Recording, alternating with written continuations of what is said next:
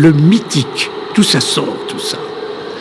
Alors, il faut admettre, au fond, c'est ce que Lévi-Strauss, le problème que Lévi-Strauss avait posé, quand il affirmait qu'il y a derrière le mythique une sorte de façon pour l'esprit particulière de fonctionner qu'il appelait la logique du concret. Bien entendu, dans ces récits, on ne se fonde pas sur une expérience physique ou sur une espèce de déduction logique. C'est l'imaginaire qui est en jeu. Et un imaginaire qui a ceci de caractéristique, c'est qu'il travaille dans des directions qui sont pour nous déconcertantes.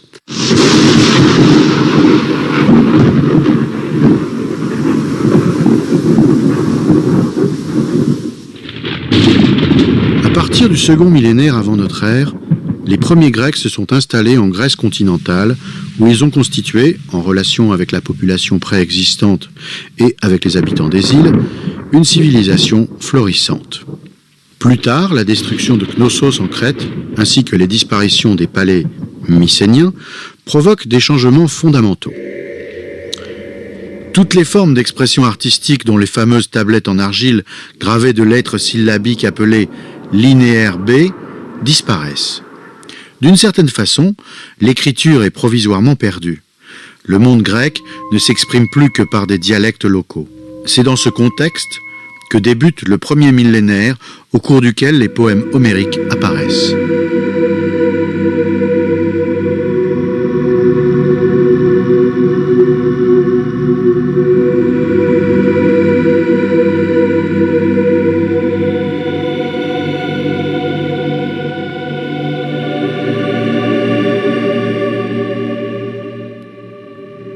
D'Aulis, je traversais jusqu'à Chalcis pour prendre part au jeu célébré en l'honneur du valeureux Amphidamas. Les fils de ce héros y proposaient de nombreux prix. Le dirais-je, un poème me donna la victoire. Je remportai un trépied à 2 anses que j'offris aux muses de l'Hélicon, à l'endroit où elles m'avaient ouvert la route des chants mélodieux.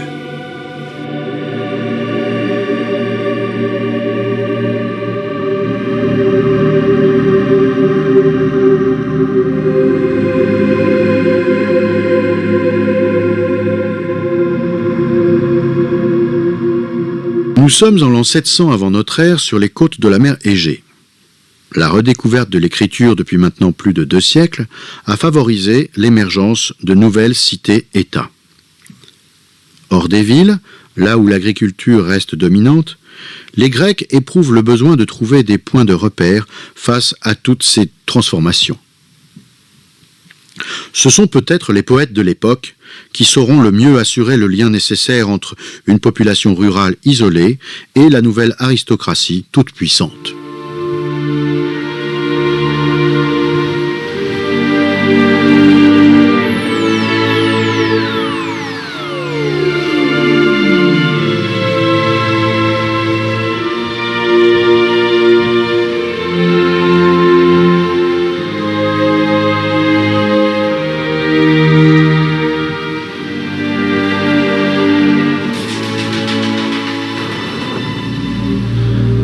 La nécessité d'assurer les récoltes, de se protéger des conflits, des chaos et des catastrophes naturelles amène les Grecs anciens à croire en l'existence de plusieurs dieux.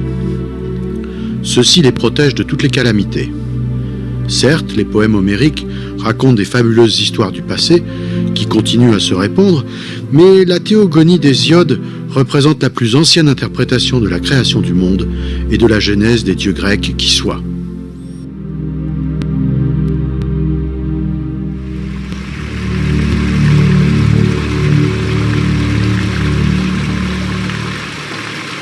Heureux ceux qu'aiment les muses, de leur bouche coule un chant suave. Qu'ils célèbrent les dieux bienheureux qui habitent l'Olympe. Et aussitôt, l'infortuné oublie son malheur et ses chagrins. Il n'a plus de souvenirs. Les dons des déesses l'en ont bientôt détourné. Je vous salue, enfants de Zeus, faites-moi don d'un chant délectable. Glorifiez la race sacrée des immortels, à jamais vivants, qui naquirent de la terre, du ciel étoilé et de la nuit obscure. Ceux aussi que nourrit Pontos, le flot salé de la mer. Dites-moi comment, en premier lieu, naquirent les dieux de la terre, les fleuves et la mer immense, aux vagues impétueuses. Comment la société de l'époque est-elle organisée? Qui occupe les fonctions les plus importantes? La société de l'époque, c'est une société qu'on commence à connaître un peu, mais qui est très difficile à appréhender parce que c'est juste sur le plan archéologique qu'on a le plus de renseignements. C'est une société où on a des groupements de nobles, de grands nobles, on n'a pas de terme vraiment pour les désigner, c'est-à-dire qu'il n'y a plus de rois depuis longtemps, c'est même pas sûr qu'il y ait eu des rois après l'époque mycénienne, c'est-à-dire après le XIIIe siècle. Il n'y a pas de rois, mais il y a des princes, au sens étymologique du terme. Le princeps, c'est le premier. C'est la première manifestation de ce qu'on va appeler par la suite la citoyenneté. Et effectivement, au départ, les citoyens sont très peu nombreux. C'est l'élite de la société. Et petit à petit, dans le mouvement de compétition qui s'exerce entre les dirigeants, eh bien, on aura tendance à ouvrir le corps social et à accorder la citoyenneté de plus en plus pour avoir des gens qui vous soient fidèles, pour avoir des gens qui vous suivent. L'émergence des poèmes, en cette période que l'on qualifie d'homérique, est très importante parce qu'elle contribue à donner aux anciens Grecs une identité, une histoire. Alors, à l'époque homérique, s'il y a une époque homérique, on voit surtout apparaître ces grands princes qui sont des gens dont le mode de vie est guerrier et qui ont des cours aristocratiques dans lesquels interviennent des poètes et eux-mêmes ce pic de poésie, très certainement, eux-mêmes sont des gens qui sont grands amateurs de poésie, qui font même peut-être entre eux des concours de poésie et qui en tout cas invitent des poètes célèbres à venir composer et chanter, puisque les poèmes étaient chantés à leur cours pour les distraire, au cours de grands banquets, qui étaient aussi un des signes d'appartenance au statut dirigeant.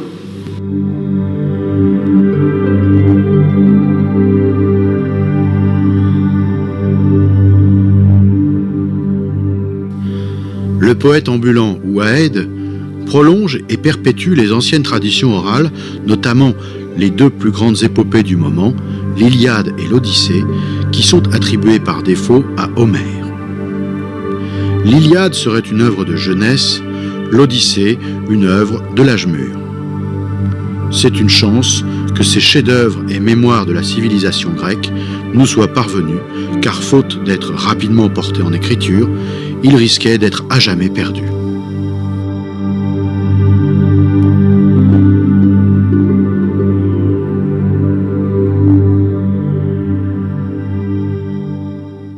On est dans ce qu'on appelle l'archaïsme grec, à une époque où apparaissent les premiers grands poèmes, les poèmes qui sont pratiquement les premiers grands poèmes de l'histoire de l'humanité, si on accepte l'épopée de Gilgamesh en Mésopotamie, mais qui n'est pas exactement un poème.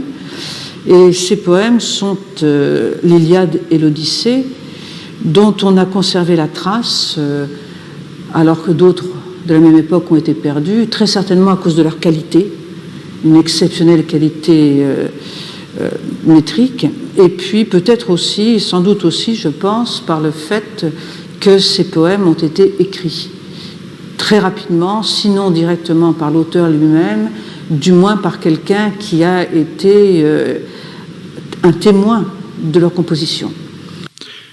Peut-on déterminer réellement la période où ces textes sont apparus pour la première fois ? Les poèmes d'Homère sont légèrement plus anciens que ceux d'Hésiode. Pour qualifier l'ensemble du fond épique qui se répand à l'époque, on parle surtout de poésie homérique. Alors les premières traces écrites que l'on ait de l'Iliade et de l'Odyssée sont retrouvées sur des papyrus qui ont été préservés des outrages du temps en Égypte hellénistique. Le manuscrit le plus ancien de l'Iliade que nous ayons, je crois, date du Xe siècle de notre ère. Donc on ne sait pas très bien ce qui s'est passé entre les deux. Il y a eu des recopiages du côté byzantin, mais on n'a pas la trace, ça a disparu. La poésie homérique est vraiment à la base de la culture grecque. C'est-à-dire que chaque enfant qui apprenait ses lettres, ses grammata, apprenait dans la poésie homérique. Donc l'Iliade et l'Odyssée, c'est un fond absolument indispensable. C'est-à-dire chaque enfant, à partir de 4 ou 5 ans, il sait ce qu'il en est. Et donc c'est répété à chaque génération. Certains scientifiques modernes pensent qu'Homère était un aède à mi-chemin entre récitation et création. Il aurait combiné des thèmes préexistants, mais que sait-on d'Homère ? Sur Homère lui-même, on ne sait rien. La tradition nous dit seulement que c'était un poète aveugle originaire de Chios. Le fait qu'il soit aveugle ne doit pas forcément être pris au premier degré. C'est-à-dire que le poète, comme Vernon l'a montré, est comme le devin. C'est celui qui voit au-delà des choses visibles. Mais originaire donc de Lyonie ou de l'île de Chios, mais encore une fois, on n'a aucun renseignement sur lui-même. Et à l'inverse de Hésiode dans ses poèmes, il ne se nomme pas lui-même. La spécificité du langage utilisé par Homère dans ses poèmes contribue un peu plus à épaissir le mystère concernant les origines et la véritable identité du poète inconnu. La langue qu'il utilise est une langue totalement artificielle, qui est un mélange de dialectes assez archaïques, des éoliens et des ioniens. Les poèmes ne sont pas rimés comme dans nos sociétés, mais rythmés, c'est-à-dire que la métrique joue sur les voyelles longues et sur les voyelles courtes, et ils sont chantés. Donc la musique joue un grand rôle aussi là-dedans.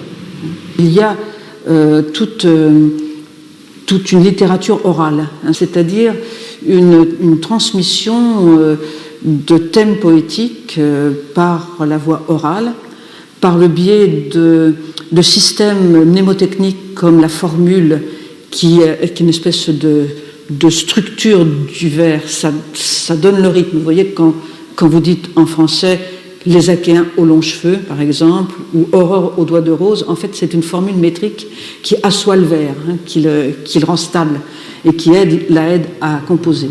L'Iliade montre l'implication des dieux pendant la guerre de Troie. L'Odyssée raconte les péripéties d'Ulysse lors de son retour à Ithaque. D'autres récits sur la guerre de Troie sont absents des poèmes d'Homère, mais on les retrouve soit dans l'Odyssée, texte plus contemporain, ou dans d'autres poèmes de l'époque.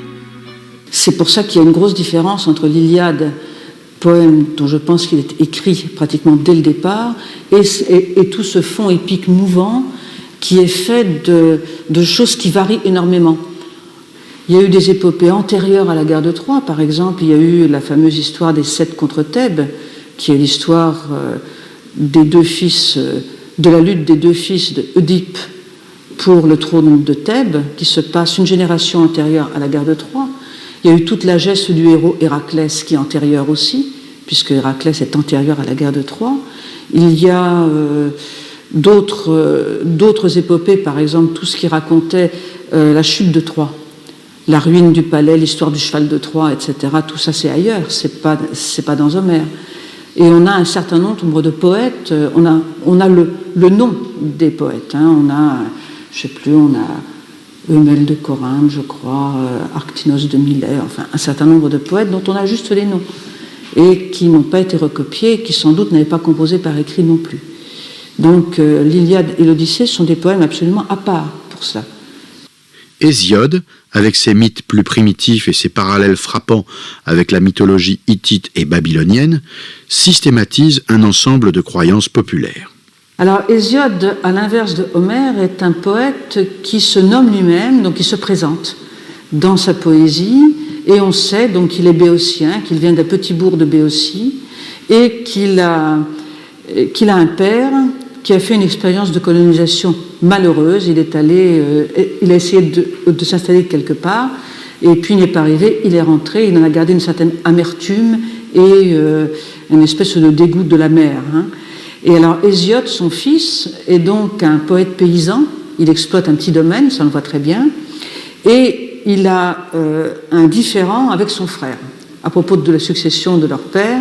Et donc, il écrit un poème exprès pour lui expliquer qu'il ne doit pas être resté là à flemmarder sur l'agora, mais qu'il doit se livrer aux travaux des champs. Et donc, c'est les travaux et les jours. Il lui explique tout ce qu'il doit faire, et en même temps tout ce qui est bon à faire dans la vie du citoyen grec, c'est-à-dire pas uniquement les travaux des champs, mais la manière dont on doit se comporter avec les dieux, avec tout le monde. C'est une espèce en même temps, c'est une espèce de leçon de morale. C'est un calendrier paysan et une leçon de morale. Par l'alternance des passages didactiques et des récits mythiques, l'œuvre d'Hésiode constitue un des plus anciens documents sur la vie et la pensée de la Grèce antique. Et d'autre part, donc, Hésiode a écrit un deuxième grand poème qui s'appelle la Théogonie, et qui là est une présentation du monde des dieux. C'est-à-dire que Hésiode chante, il se dit inspiré par les muses, mais il raconte comment est né le monde des dieux. Alors, c'est ce qui se rapproche le plus, si vous voulez, dans le monde antique, de ce qu'on pourrait appeler un texte sacré, puisqu'il nous raconte la naissance des dieux et leur vie, mais en même temps, ça n'a rien de sacré parce que ce n'est pas un dogme du tout. C'est-à-dire que ce n'est pas une révélation qui a été faite à Hésiode par la divinité qui se transforme en dogme, comme les 10 commandements, par exemple. C'est pas un dogme, c'est un poème, il peut y avoir des variantes, et puis c'est notre seule source, à vrai dire, pour savoir, notre seule source vraiment ancienne, pour connaître un certain nombre de filiations, de généalogies, et en même temps l'idée de la création. Mais il y a quelque chose qui est très très important chez les Grecs, c'est que ce ne sont pas les dieux qui ont créé le monde. Les dieux n'ont pas créé le monde, ils ont été créés en même temps que le reste. Et donc, c'est très important sur le plan de la vie intellectuelle, bien sûr. Ils ne sont pas tenus par une vérité divine qui leur imposerait de croire ça, ça ou ça. Et ça, c'est Hésiode qui nous l'apprend, puisqu'il nous apprend que tout ce que nous connaissons, les dieux, les hommes, la terre, sont nés du vide, ce qu'il appelle le chaos. Le chaos, mais c'est une notion de vide. Il y a un moment, ça surgit. C'est un peu comme le Big Bang. La mythologie, c'est avant tout une manière de voir le monde et une manière d'en rendre compte. Le mythe grec raconte une histoire, bien sûr. Ça n'est pas un texte sacré. C'est une manière de dévoiler. Prenons l'origine des temps. Le chaos. On peut se le représenter aisément. Quelque chose de bouleversé. Quelque chose où rien n'est réellement fixé. Où les êtres n'ont pas leur figure définitive. Les dieux vont aménager le chaos et génération après génération développer ce que sera réellement l'humanité. Oh, ça ne se fait pas facilement. Il y faut des combats, il y faut des luttes, il y faut des meurtres, il y faut des transformations.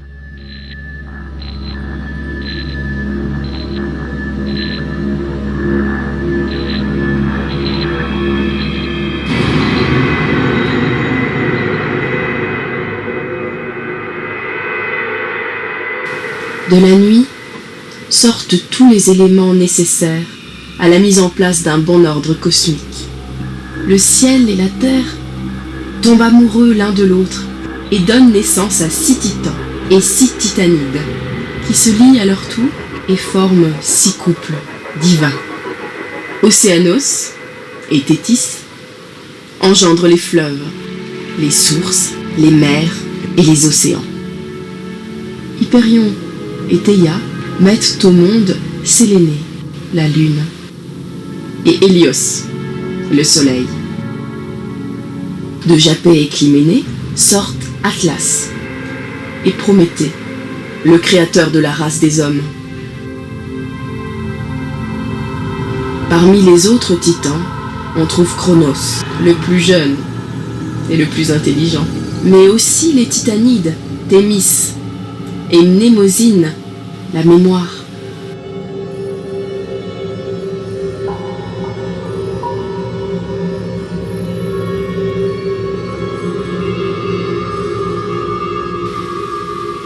Gaïa donne aussi naissance aux cyclopes, géants à l'œil unique, et aux hécatonchires, dotés de 100 bras et de 100 têtes.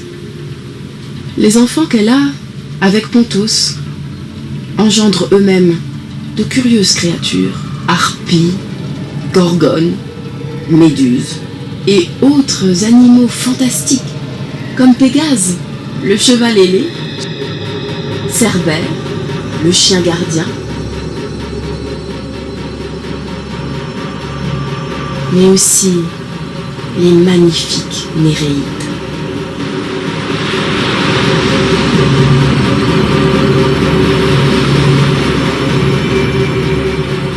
Au début, Gaïa et Ouranos forment un couple très uni. Mais Ouranos, craignant une révolte, emprisonne ses enfants au sein de la terre dans les entrailles de Gaïa, qui ne peut supporter ce mauvais traitement.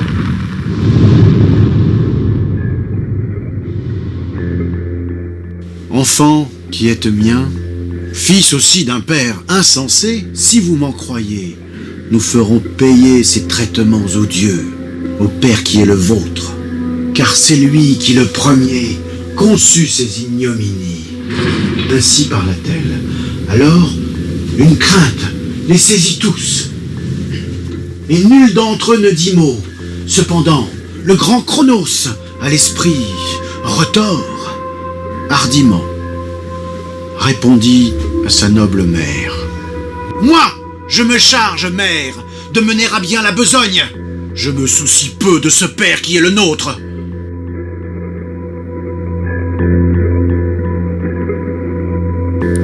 Cronos venge sa mère en amputant Ouranos de ses organes génitaux.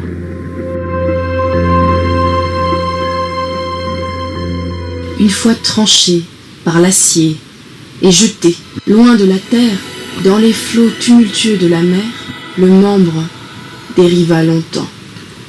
Sorti de la chair immortelle, une blanche écume l'entourait, dans laquelle se forma une jeune fille. Tout d'abord, elle s'approcha de Cythère, la divine, et de là gagna Chypre, qu'entourent les flots. Puis, la belle et vénérable déesse sortie de la mer, elle allait d'un pas souple, faisant croître l'herbe alentour. Parce qu'elle fut formée d'écume, les dieux et les hommes l'appelèrent Aphrodite. Cronos prend la place du chef et envoie ses frères et sœurs, ainsi que les hécatonchires et les cyclopes, dans les enfers. Il épouse Rhéa, sa sœur, mais dévore ses 5 enfants. Ne lui a-t-on pas annoncé que ceux-ci le détrôneraient un jour ?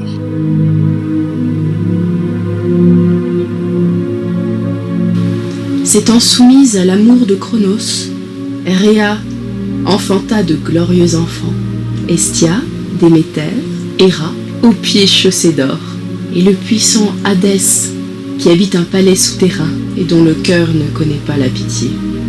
Elle mit aussi au monde Poséidon, le bruyant ébranleur du sol, ainsi que le sage et rusé Zeus, le père des dieux et des hommes, dont le tonnerre fait trembler la vaste terre.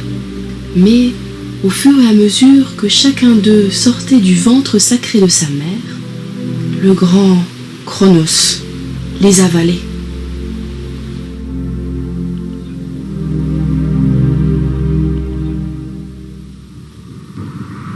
Quand Rhéa est sur le point d'accoucher de son 6e enfant, Zeus, elle va se cacher en Crète et confie le bébé à une nymphe. Puis, elle présente une pierre enfouie dans des langes à son mari, qui l'avale sans sourciller.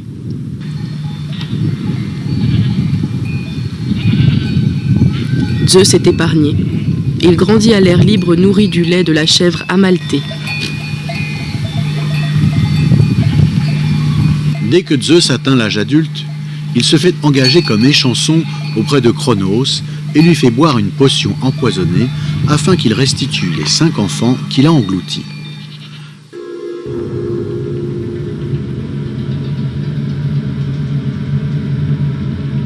Les futurs dieux olympiens déclarent la guerre à Cronos ainsi qu'aux autres titans. Le combat entre les deux clans est d'une violence inouïe. La bataille dure 10 ans. L'issue est incertaine jusqu'au jour où Zeus libère les Cyclopes et les Hécatonchires.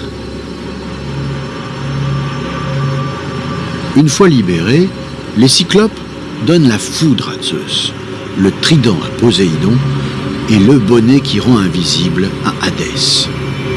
Zeus gronde dans le ciel et lance des éclairs, la terre brûle, les océans bouillonnent. Les Hécatonchires écrasent les titans qui, vaincus, sont jetés dans le Tartare.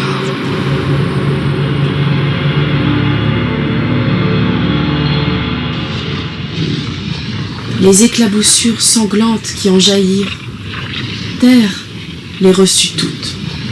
Et au fil des ans, elle enfanta les puissantes Érinnées, les grands géants qui brillent sous leur armure et tiennent en main de longs javelots. Et les nymphes, dites d'Éphrène, sur la terre, sans limite.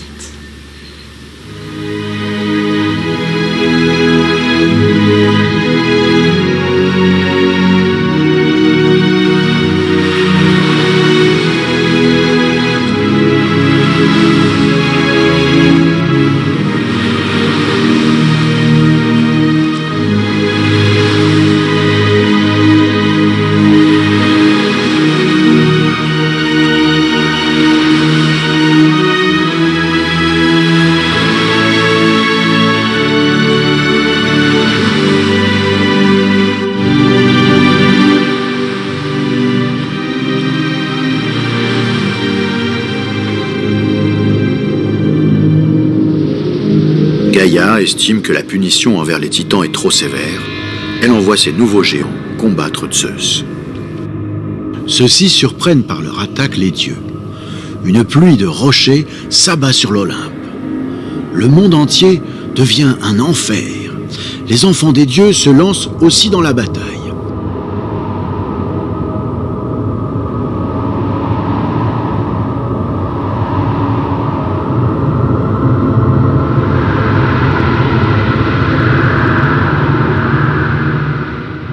Comme pour la bataille contre les titans, l'issue de la guerre est incertaine jusqu'au moment où Zeus charge Athéna de faire venir sur l'Olympe Héraclès, son fils bien-aimé.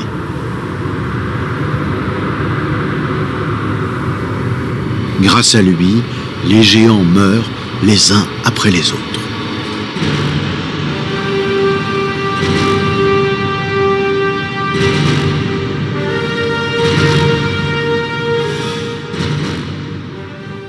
Cette théorie du chaos, que nous conte Hésiode, permet la mise en place de nouveaux dieux plus humains et plus proches des aspirations des anciens Grecs.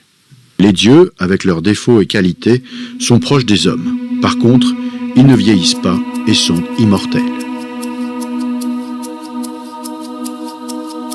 Les dieux créèrent successivement 5 races d'hommes qui apparurent chacune après la disparition de l'autre. Prométhée, fils du titan Japet, a eu la bonne idée de se ranger auprès des dieux olympiens lors du conflit qui les opposait aux titans. Aussi, Zeus lui confie la tâche de peupler le monde. Mais au fur et à mesure que les hommes se multiplient, les dieux leur réclament de plus en plus d'offrandes et de sacrifices d'animaux.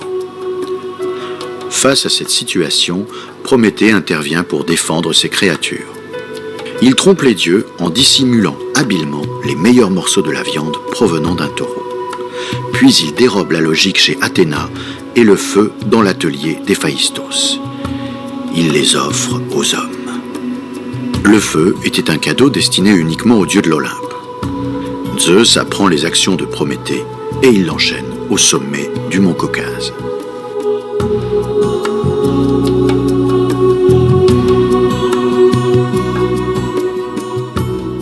Plein de bile, Zeus, le berger des nuées, s'écrie « Fils de Japet, aux pensées subtiles entre tous, tu peux te réjouir, toi qui as volé le feu et trompé mon intelligence, du grand malheur qui vous frappera toi et les hommes à naître. En contrepartie du feu, je leur donnerai moi un mal qui fasse leur délice, à tous dans leur cœur, un mal bien à eux qu'ils entoureront d'amour. » Ayant dit, le Père des dieux et des hommes, éclate de rire. Il ordonne à l'illustre Héphaïstos de pétrir un mélange d'eau et de terre, d'y mettre la voix et la force d'un être humain, et de lui donner la force d'une vierge belle et désirable, semblable à une déesse immortelle.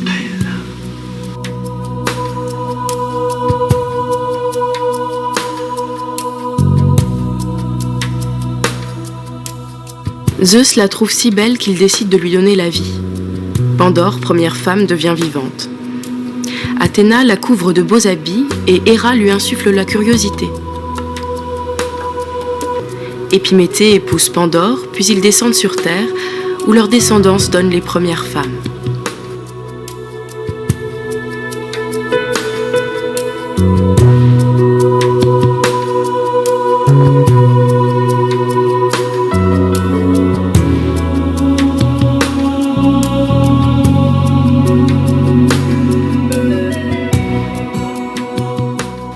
Alors, les Grecs vivent dans un monde de religion polythéiste. C'est quelque chose de parfois difficile à comprendre pour nous qui sommes habitués à près de 20 siècles de religion du livre.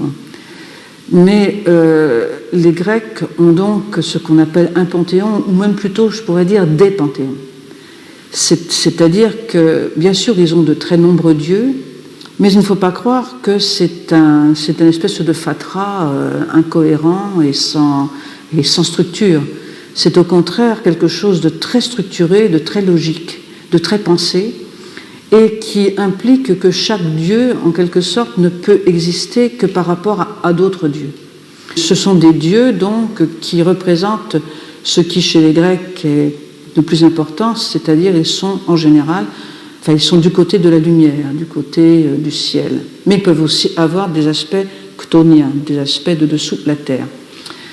Dans ces dieux olympiens, Zeus, bien sûr, qui est le roi des dieux, qui a mis un terme à la succession des générations, puisqu'il n'a pas laissé naître un enfant de lui qui aurait pu le détrôner, comme lui-même a détrôné son père et comme son propre père a détrôné son grand-père. Zeus donc a arrêté en quelque sorte le cycle des générations et il reste le roi des dieux. C'est le seul pour qui on ait vraiment une étymologie indo-européenne sûre. Un historien de la religion grecque écrit « Pour être franc, notre connaissance des Grecs qui envahirent la péninsule se borne presque uniquement à un seul mot, mais ce mot a une importance capitale. C'est le nom de Zeus. Zeus est d'abord le dieu que tous les peuples indo-européens ont reconnu sous des noms variés, mais tous dérivés de la même racine. Cette racine originelle correspond au feu qui brille et au ciel en général. Zeus serait-il donc typiquement un pur Hellène? Fait-il partie de l'héritage qu'ont amené avec eux les envahisseurs nordiques? Après la victoire des dieux de l'Olympe, les trois fils de Cronos se partagent le monde. Zeus tire au sort qui aura le ciel, la mer et les enfers. C'est Zeus qui a le ciel, Poséidon la mer et Hadès le monde souterrain.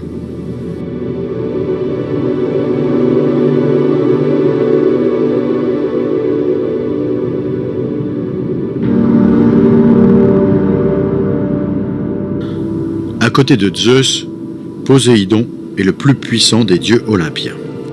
Il déchaîne les flots ou laisse les marins naviguer paisiblement. Il est aussi le dieu des tremblements de terre, celui qui ébranle la terre, dit Homère.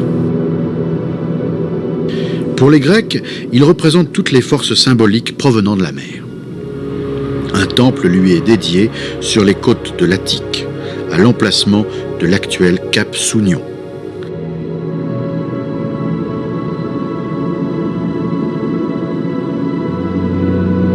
Quant à Hadès, il est le gardien des enfers, c'est lui qui accueille les morts, mais les anciens Grecs ne lui accordent pas beaucoup de ferveur. Les Grecs n'ont pas un grand goût de la mort, ils n'aiment pas trop la mort. C'est-à-dire que la mort est quelque chose de nécessaire. On est obligé d'en passer par là. Seuls les dieux peuvent être immortels, mais ce n'est pas un état qui est enviable. contrairement par exemple à ce qui se passe chez les Étrusques ou chez les Égyptiens, pour qui la mort est l'accomplissement. Chez les Grecs, c'est un état de faiblesse, c'est un état où on est une ombre qui n'a plus même de souvenir de sa propre existence. Pour que les morts se souviennent de qui ils étaient, il faut leur faire un sacrifice spécial et il faut qu'ils boivent le sang de l'animal qui est sacrifié, qui se répand dans la terre, et quand ils boivent le sang, ils revivent un instant. L'immortalité qu'ils ont en tête, les Grecs, c'est le souvenir, c'est-à-dire c'est la gloire, c'est qu'on parle d'eux, c'est qu'une fois qu'ils sont morts, on parle encore d'eux. Donc on inscrive le nom sur la stèle, et comme ça, la personne qui passe va lire à haute voix le nom du mort, et on se souviendra de lui, ou bien qu'il a accompli de tels exploits qu'il va rester dans la mémoire des hommes pour l'éternité. Les ouvrages anciens, comme les stèles funéraires, embellissent la vie des Grecs, sans doute pour conjurer ce qu'ils redoutent le plus au monde, leur passage chez Hadès, le dieu des enfers. Le dieu chtonien est aussi considéré comme divinité de la fertilité et de la richesse. C'est lui qui procure aux hommes les fruits et les récoltes de la terre. Déméter, déesse olympienne souvent associée à Hadès, est la plus importante des divinités de la fécondité. C'est l'incarnation de la terre-mère nourricière dont on trouve un équivalent dans presque toutes les mythologies. Quand sa fille Perséphone séjourne parmi les vivants, la terre est fertile et verdoyante. Elle redescend chez Hadès à l'époque où le soleil brûle la terre et quand les champs sont laissés en friche. De nos jours en Attique, du côté d'Éleusis, un culte est rendu à Déméter, mais aussi à Perséphone, en souvenir de sa première remontée des enfers. Les mystères ont à l'origine une signification purement agraire. De très bonne heure, les idées sur la vie, la mort et l'au-delà leur sont rattachées. Heureux parmi les hommes celui qu'aimaient les deux déesses Déméter et sa fille Perséphone. Bientôt, à son foyer, elles envoient demeurer Ploutos, le dispensateur de la richesse aux mortels. Heureux, parmi les hommes vivant sur la terre, celui qui a vu les mystères. Mais celui qui n'est pas initié n'aura pas le même sort après sa mort au royaume des ombres d'Hadès. Si le grain de froment tombé dans la terre ne meurt pas, il reste seul. S'il meurt, il porte beaucoup de fruits. Pour le grec, la nature est peuplée de présences divines et le passant tient à se les rendre propices. Dans le recueil d'épigrammes qu'on appelle l'anthologie palatine, on peut lire beaucoup de ces courts poèmes qui évoquent ou accompagnent une humble offrande. Des fleurs, des épis, des fruits, quelque objet familier. Les lettrés traduisent avec bonheur et fidélité la constante attention que le petit peuple porte à ses dieux. Contrairement à une opinion assez répandue, cette ferveur n'a pas sensiblement diminué avec le temps. Les archéologues en découvrent les traces jusqu'à la fin de l'Antiquité et les textes le confirment. Ainsi en est-il du panthéon de la mythologie mis en place chez Homère et chez Hésiode. En ce qui concerne le panthéon est composé de dieux qui sont immortels, mais qui ne sont pas éternels. C'est-à-dire que des dieux peuvent disparaître. Ils ne meurent pas, mais on cesse de leur rendre un culte, on cesse de les connaître, on cesse même de prononcer leur nom. C'est ce qui arrive à toute la première génération de dieux qui est racontée dans l'Hésiode. Ce sont des dieux qui n'ont plus d'importance. Mais ils sont toujours immortels, ils sont là.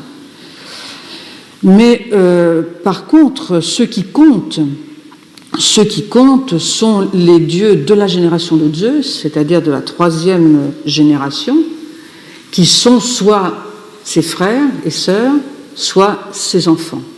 Et alors là, on a toute une série de dieux. On a des dieux olympiens. On a un chiffre de 12 dieux qui est un chiffre canonique, mais qui n'est pas fixe.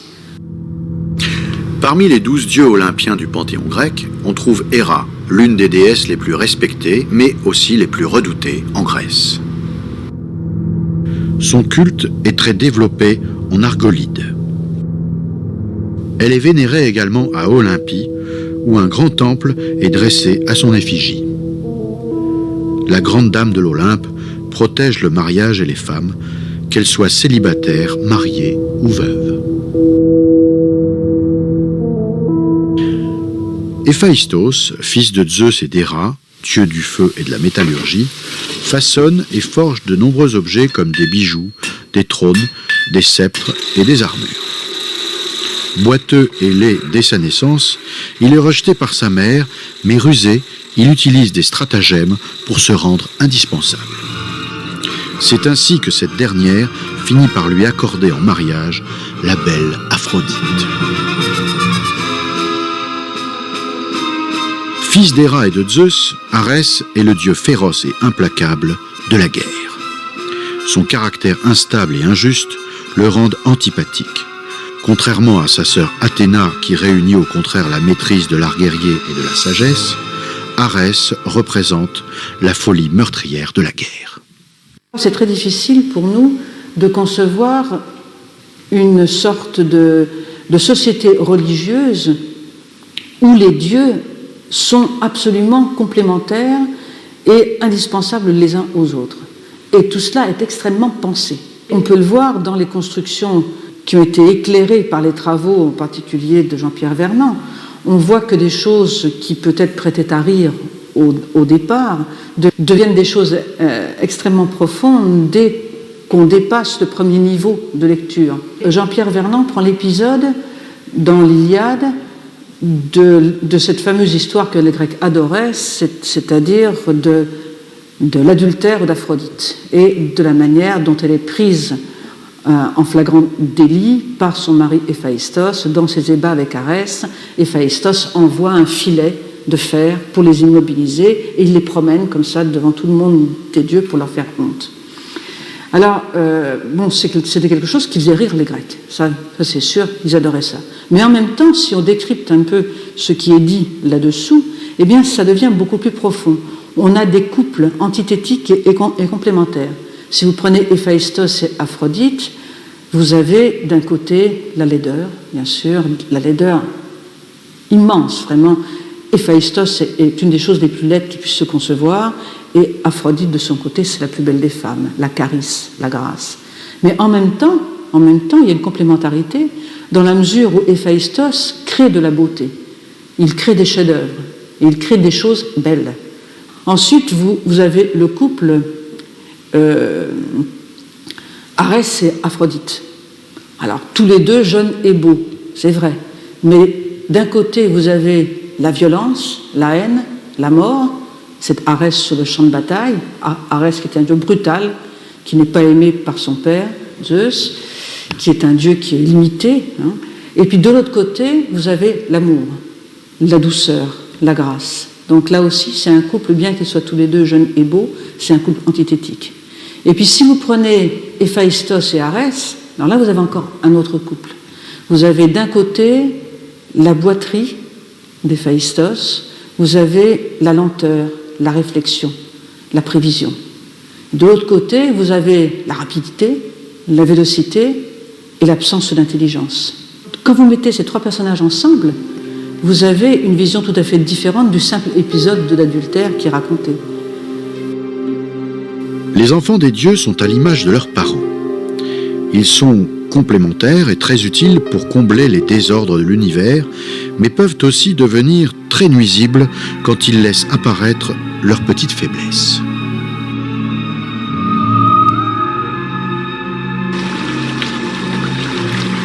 L'Olympe est un lieu inondé de lumière. Les dieux s'y amusent en dansant, en mangeant de l'ambroisie et en buvant du nectar. Apollon est un dieu très beau, très grand, et remarquable par ses boucles noires aux reflets bleutés, comme les pétales de la pensée. Il a beaucoup d'aventures amoureuses.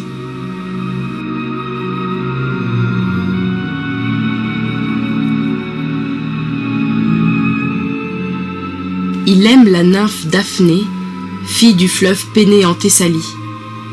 Cet amour lui a été inspiré par Eros, vexé qu'il se soit moqué de lui au cours d'une séance de tir à l'arc. La nymphe ne cède pas à ses avances et s'enfuit dans la montagne.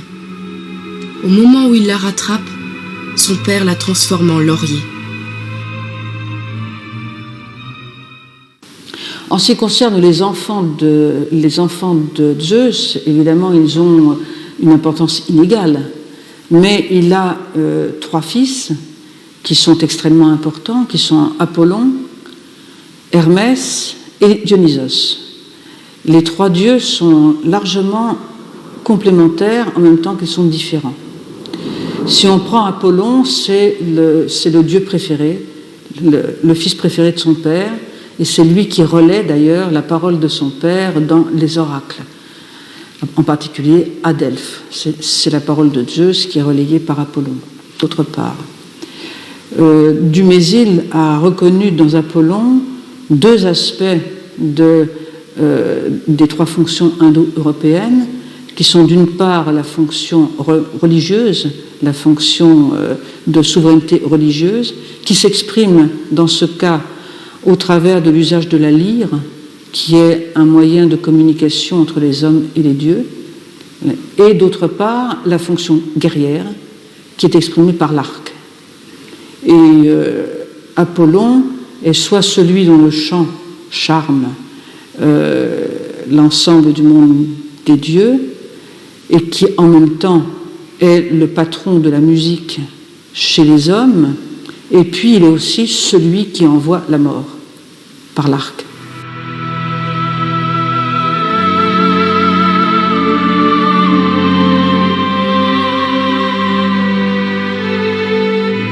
Les mystères de la nature sont étroitement liés aux désirs et aux actions des dieux.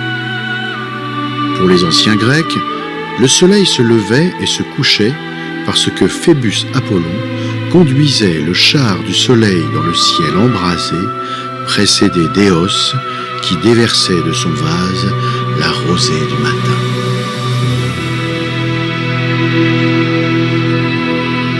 Fils de Zeus et Maïa, la plus jeune des Péliades, Hermès est considéré comme le messager des dieux. Il porte un caducée et des sandales ailées qui lui permettent de se déplacer rapidement. Les dieux font souvent appel à lui pour les aider à se sortir de situations délicates. Hermès est aussi un dieu du passage, mais dans un sens très très différent de celui de Dionysos. C'est un dieu qui accompagne le passage, mais ce n'est pas un dieu qui abolit les frontières. Alors ça sera un messager, et ça sera aussi le dieu qui accompagne les morts, qui leur fait franchir le passage entre l'état de vivant et l'état de mort, qui les emmène, qui les accompagne dans l'Hadès. Artémis, déesse vierge, éternellement jeune, parcourt les montagnes et les forêts, toujours munie de son arc. Elle est surtout adorée en tant que protectrice de la nature et des animaux nouveau-nés. Un jour, elle transforme en faon Actéon, qui la surprend dans sa nudité.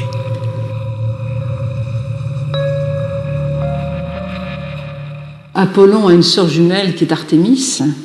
Artémis, qui est née comme lui dans l'île de Délos, qui est une déesse qui est préposée en quelque sorte à l'élevage des jeunes.